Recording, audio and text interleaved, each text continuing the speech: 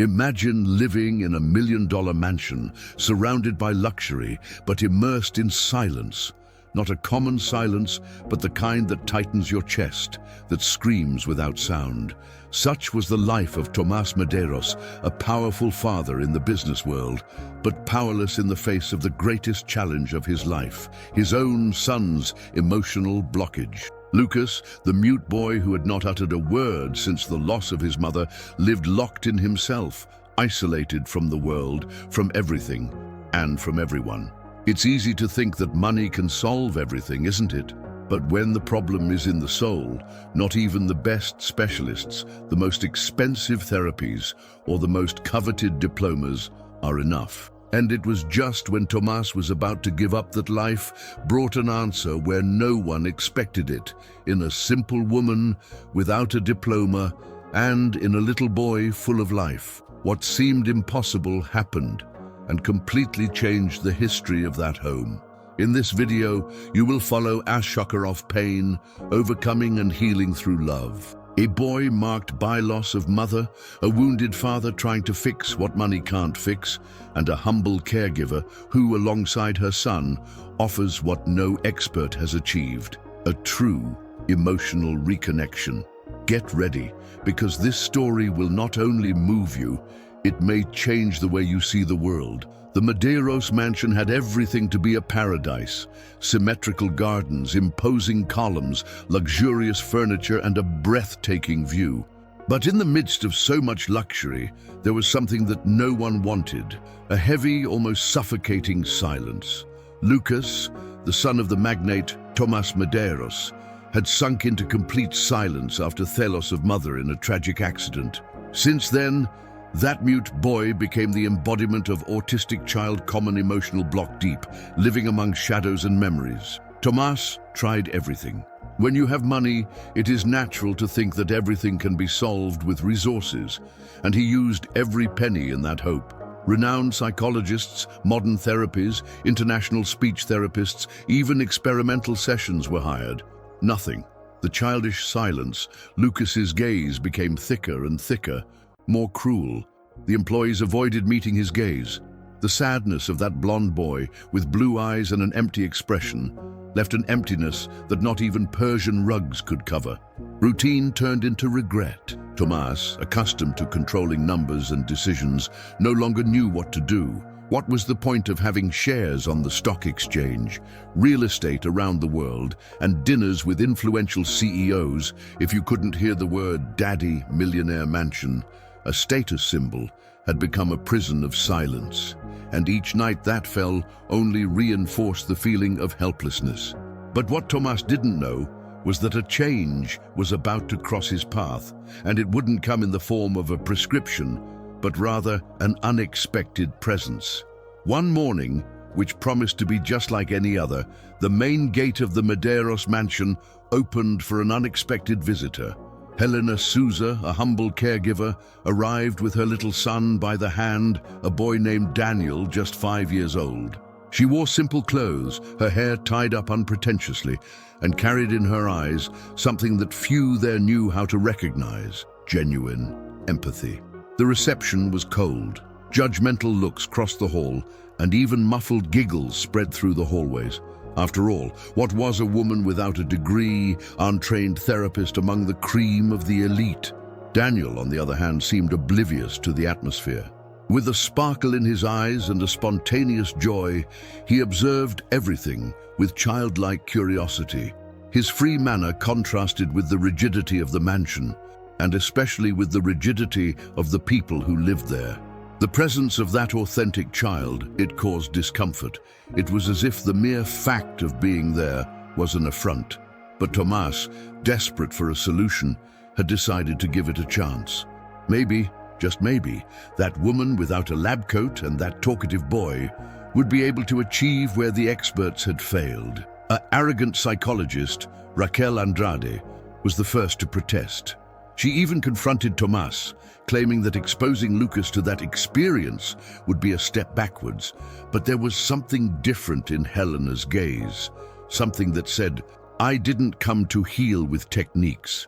I came to connect with the heart." And Daniel, still without knowing it, was about to become the missing link. Story of overcoming. It began there, between whispers of contempt and the silent courage of those who knew that love is worth more than any certificate. While the entire mansion continued to treat Helena and Daniel as intruders, something much bigger and silent began to happen in the garden. Daniel, in his boyish purity, did not know what rejection or emotional barriers were. He ran among the flowers, jumped on the lawn, laughed out loud as if it were his own backyard, and it was in this natural, pressure-free environment that he began to get closer to Lucas. Without expecting anything in return, without asking for permission, just being himself. And Lucas didn't run away. For the first time in years, the mute boy did not retreat. Lucas's gaze, previously lost in the void, began to follow Daniel's movements. A timid, almost imperceptible step. But for those who knew him, it was already a miracle. Helena, watching from afar, held her breath. She knew that something was taking shape there. Not a clinical cure, but a connection between children. The in-house psychologist still turned up her nose, stuck in protocols and theories. But that simple eye contact was worth more than all the sessions accumulated in Lucas's medical records. Tomas, from the top of the balcony, watched everything with a heavy heart. There was a lump in his throat. For the first time, he saw his son react, not with words, but with presence. Something was being touched inside that broken boy. And it was Daniel, with his superhero t-shirt and worn-out sneakers, who began to open that door. Shocker gained a new rhythm, and the silence that reigned in the mansion began, finally, to crack at the edges. In the days that followed, Helena continued her silent routine, respecting the spaces, but always keeping Daniel close to Lucas. And the unlikely began to happen. The boy who had previously wandered around the house without interacting with anyone now remained close to the new visitor. His eyes followed Daniel around the garden, and his breathing, previously slow and dull, seemed to gain a new rhythm. It was as if the presence of that talkative boy was thawing the childish silence that for so long imprisoned Lucas in his private world. The comments among the mansion's employees were non-stop. Some mocked the situation. Others shook their heads as if to say, "This is not going to lead to anything." Arrogant psychologist, firm in his beliefs, claimed that it was all a phase, an emotional impulse with no scientific basis. But Helena saw it differently.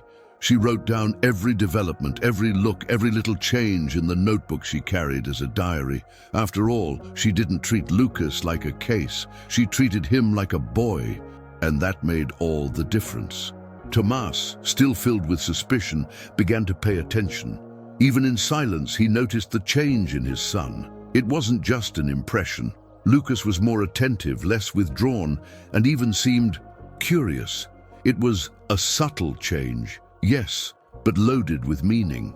And perhaps at that moment what mattered most was not a technical diagnosis, but the possibility of a second chance.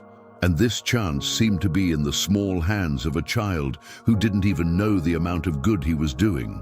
That afternoon the sky was clear, the garden was well kept, and the weather seemed the same as other days. But something great was about to happen, and no one knew it. Daniel, as usual, was playing among the flowers. He ran a little faster than he should have, tripped over a root and fell to the ground. He cried immediately, and then, as if by an almost instinctive reflex, Lucas stood up. That's right. The boy who didn't speak, who avoided contact, who carried emotional block impassable, ran towards him. With trembling hands, Lucas knelt beside the boy and for the first time in years broke the silence. His voice came out shaky, small, almost like a whisper, but clear as day, brother. A single word, a word that made time stand still. That autistic child who had been silent for so long, who had been considered a lost cause by so many experts, finally spoke. The boy spoke again. And what made him break the silence was not therapy, it was not medicine, it was not technique. It was a pure and true bond of friendship. The staff dropped what they were doing. Helena ran into the garden. Tomas, listening from a distance, felt his heart race, as if he had received an electric shock. No one could believe what was happening. This was more than progress. It was more than a clinical breakthrough. It was an unexpected miracle. A simple gesture, a sincere moment, a word that changed everything. And in that moment, something became clear to everyone. Love heals traumas in a way that science still cannot explain. When Tomas arrived in the garden and saw his son kneeling next to Daniel, saying, "Brother," he felt his legs give out.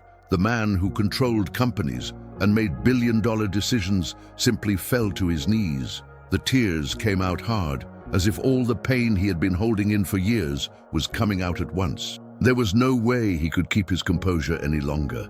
He cried like a child. For the first time, he was no longer the tycoon. He was just a father who finally heard the most longed-for sound in his life, the voice of his own son. The employees who had previously mocked Helena and Daniel's presence now watched the scene in silence, open-mouthed, with tears in their eyes. Many could not face the power of that moment. That child says, "Brother," and that was enough to shatter the beliefs of an entire house. The arrogant psychologist. She came running, but she was at a loss for words. No report, no scientific article, nothing explained what was before her eyes. Helena, with a trembling smile, simply whispered, "Sometimes all it takes is the right heart at the right time." At that moment, the emotional reconnection was visible. Lucas, still with tears in his eyes, received a hug from Daniel, as if that bond had always existed, and Tomas, who spent years stuck in the idea that money would solve everything, saw his conviction crumble like a house of cards. That story that moves, it wasn't being told in a book or a movie. It was in front of him, real, alive, and it was his. A new chapter was opening there, and the silence was beginning to give way to something even more powerful, the sound of healing. After that magical day in the garden, Lucas was no longer the same, and everyone around him knew it. At lunch the next day, while Daniel was excitedly talking about cartoons and juices, Lucas let out another gem. "More juice, please." A simple sentence, short, but it made the room stop. Glasses almost fell from the hands of the staff. One of the butlers even left his tray on the counter in disbelief. Mute Boy, who had lived in an emotional cocoon for so long, was coming back, slowly but surely. In the afternoon, Daniel challenged Lucas to play hide and seek, and the impossible happened again. Lucas covered his eyes and began counting out loud. 1, 2, 3. Each number was like a symphony to Tomas's ears, who watched hidden, his eyes full of tears. The son, who had previously only walked with his shoulders slumped, was now talking, interacting, and even smiling shyly. That sound was all he had wanted to hear since he was born. Childish silence took over the house, and now he heard and felt. In the days that followed, Lucas began repeating words, laughing more, and moving freely around the garden. He wasn't just reconnecting with the world, he was being reborn. It was as if that story of overcoming had pressed a hidden button inside him, releasing every little spark of life that remained. Daniel became his inseparable partner, his point of balance, his soul brother. And Helena, the humble caregiver, he continued in silence, writing down each little miracle in his notebook, while the world around him finally learned to listen to his heart. That mansion, which had previously seemed like a silent and cold museum, began to gain color, sound, and warmth. Lucas and Daniel's laughter echoed through the hallways, filling the rooms with a life that had not been seen there for a long time. The employees, who had previously been so rigid and distant, began to smile back and approach with respect. Even the gardener, who had made nasty comments at the beginning, apologized personally to Helena. Life change. It didn't just happen to Lucas, it hit the whole house like a wave. Tomas, who had previously been locked away in meetings, began to closely monitor his son. He created a special position for Helena, child welfare coordinator, and invited her to stay at the mansion, not as a common employee, but as part of the family. Daniel was also welcomed with affection and was now part of the routine of the house, as if he had always been there. Family transformation, it was visible. That man who had previously been hardened by control and guilt was now someone who was learning to listen, to feel, to value what really matters. Psychologist Raquel, who had always carried the title of specialist, finally let her guard down. She found herself faced with something that her diplomas did not explain, a cure without science. What Helena brought to the mansion was not a technique. It was presence. It was affection. It was power of empathy in its purest form. And with that, what was just a desperate attempt became a new home, a space where love overcomes barriers. The million-dollar mansion was still luxurious, yes, but now, more than ever, it was a place where the most precious sound could be heard, the sound of life beginning again.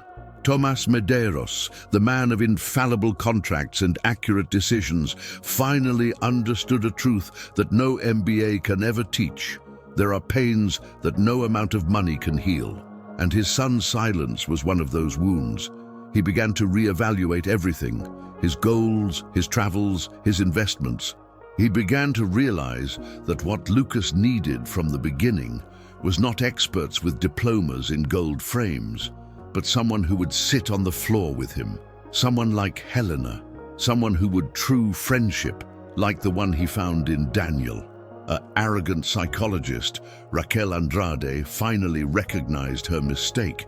She apologized not only to Tomás, but also to Helena, with true humility. "The books didn't prepare me for this," she said, and they really didn't. Because what happened there went beyond any manual. It was the birth of a new bond, emotional reconnection that defied logic. Thomas, for his part, held no grudges. He learned, perhaps the hard way, that a child's heart responds not to methods, but to presence. Little by little, everyone in the house was touched by this transformation. The staff began to act more kindly. The atmosphere became lighter. The hallways were filled with sounds again. And not just childish laughter, but sincere conversations, looks of gratitude. Helena and Daniel, who had entered the house carrying distrust and judgment, were now seen as key pieces in a love story. Because, in the end, that was what was built in that mansion. A story about how much sincere affection can do, heal through love what seemed lost. The Medeiros mansion, once a symbol of status and appearance, became the stage for one of the most human and profound stories anyone could imagine.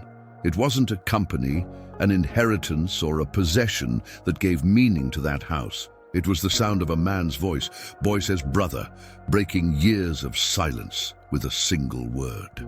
It was the hug of a new friend, the courage of a humble caregiver, and the humility of a father who finally understood that love has its own rhythm and its own language. What started as desperation became a shocker of hope, empathy, and transformation. Helena and Daniel didn't just help Lucas, they helped heal everyone around them. They showed that affection doesn't need a resume and that a caring eye is worth more than any diploma. They showed that miracles don't come with a set date, but can come from a fall in the garden, from a whispered word, from a simple gesture. They showed that yes, love heals traumas, even the deepest ones. And now, we want to hear from you. At some point in your life, have you ever witnessed or experienced something that seemed impossible and was transformed by love? What part of this story touched your heart the most?